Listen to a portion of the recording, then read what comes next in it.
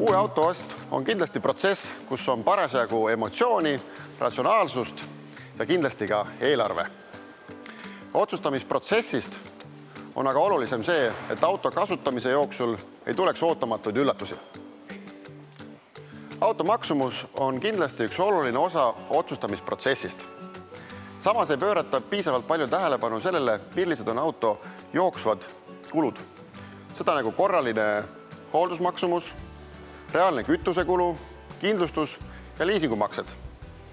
Autot valides on võimalik automüüjalt saada täpne info antud mudeli hooldusmaksumuse kohta, et teaksite seda arvestada. See on oluline, kuna autotootjate vahel võivad siin olla üsna suured erinevused.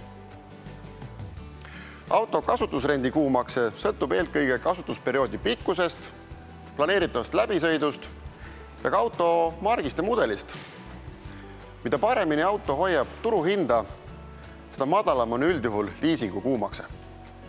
Erinevate automarkide vahel valides soovitan võrrelda ja summeerida liisingu kuumakse ja jooksvad kulud, kas siis kuupõhiselt või perioodis. See annab väga hea pildi, milline on tegelik auto kasutamise hind. Kogemus näitab, et aeg-ajalt ostetakse auto proovisõitu tegemata või tehakse väga väike katsetus, mis ei anna ka paraku terviklikku tunnetust autost. Uut võimalikku autot soovitan kindlasti proovida pikemalt. Pikem proovisõit annab väga hea kogemuse, mismoodi auto käitub linnaliikluses või siis maanteel. Juhitavus, müra'isolatsioon, erinevad juhti assisteerivad abifunktsioonid tulevad just hästi välja pikemalt maanteel sõites.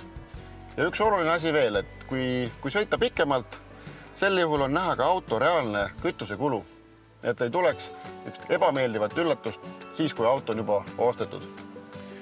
Tänapäevasest mugavusvarustusest on pigem saanud tõhususvarustus. Mida see tähendab? Parkimisandurid, tagurduskaamera, ummikuabiline või eessõitjat jälgiv püsikiiruse hoidja.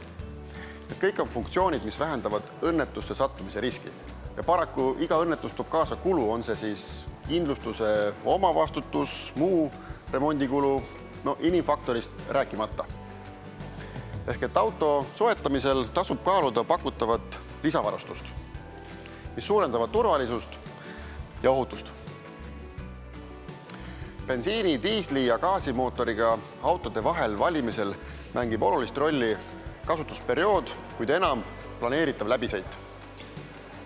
Diisel- ja gaasimootoriga autode soetusmaksumus on üldjuhul kõrgem kui bensiinimootoriga autod. Samas suure läbisõidu puhul võib kogu kulu tulla tunduvalt väiksem kui bensiinimootoriga auto. Autot ostes ma soovitan automüüja käest küsida informatsiooni, millise kütusega auto on majanduslikult teile kõige otstarbekam. Ja loomulikult autode sõidudünaamika on erinev, kuid see on pigem juba kliendi eelistus. Hea eeltöö aitab teha läbimõeldud otsuse. Lõppkokkuvõtteks on ju oluline, et kulud on oodatud tasemel, auto vastab ootustele ja emotsioon auto kasutamisest on positiivne.